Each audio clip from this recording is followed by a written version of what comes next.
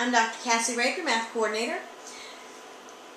You've been chosen among the thousands of students in Houston County to help your fellow classmates because you have traits that make you an ideal candidate as a peer tutor for the graduation test.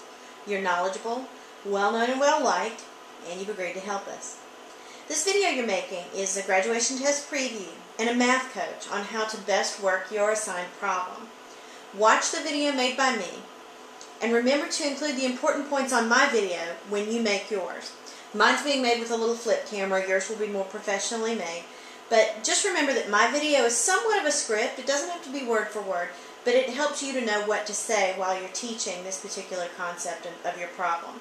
The biggest difference is that students will want to watch your video because they like you and they know you, whereas mine they probably would find kind of boring. In your video, you will first, in every single problem, introduce yourself, tell what school you attend, and then start working the problem. Oh, and which problem you're working out so that they'll know where to go. Then you'll begin. Thank you so much for your help in making these videos. You're helping our entire county to achieve better on this new and harder graduation test. This is problem number 6. Number 6 gives you a rectangular prism, or in this case it's a square prism, which it talks about. But it says it's got a square of side length 2x negative 3y, which is the base. Okay, so it's talking about down here is the base. It goes ahead and tells you that that's a square. Well, that's good, because if you know that right here, 2x negative 3y is one of the sides, it's a square. So the other side will also be 2x to the negative 3y. And then the height, it says, is 3xy to the negative 2z. So you know that volume, it asks you which one's volume. Volume is length times width times height. In this case, it would be 2x to the negative 3y times 2x to the negative 3y times 3xy to the negative 2z. Okay.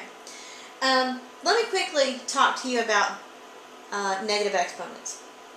A negative exponent means that wherever it is, like for instance 5x to the negative 2y over 3z to the negative 2. This is just an example off to the side.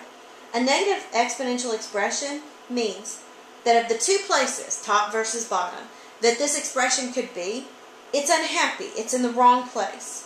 Okay? So the unhappy x to the negative 2 should be moved down, and when it gets moved down, it's happy now, so it's positive. So x squared comes down. Okay? Here, z to the negative 2, z is unhappy. Negative makes it go to the other location. In that case, it's up, z squared. Okay?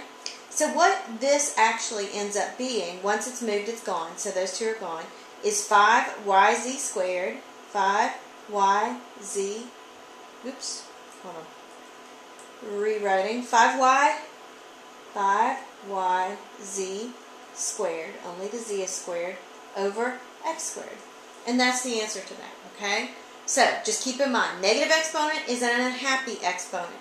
So, moving back up to this problem, got a lot of unhappy exponents, okay?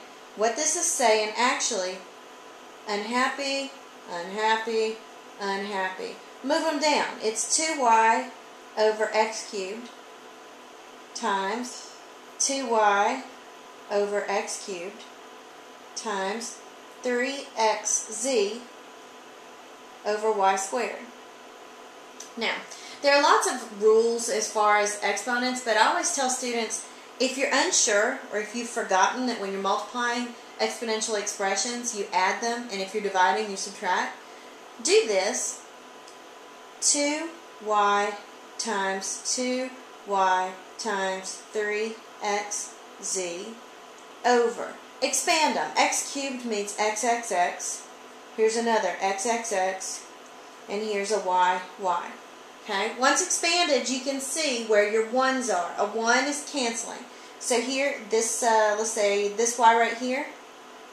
See that y that I just did the pink over? It cancels with that y. This y cancels with that y. And if you look, that's all the y's. Now in green, I'm going to look at the x's. There's an x on top. That x cancels with this x. And so it's totally gone.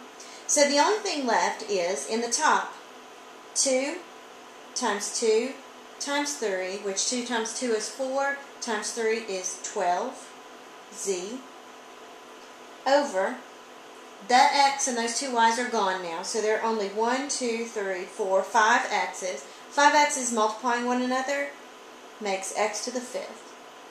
And that's the answer, 12z over x to the 5th, and that is answer D.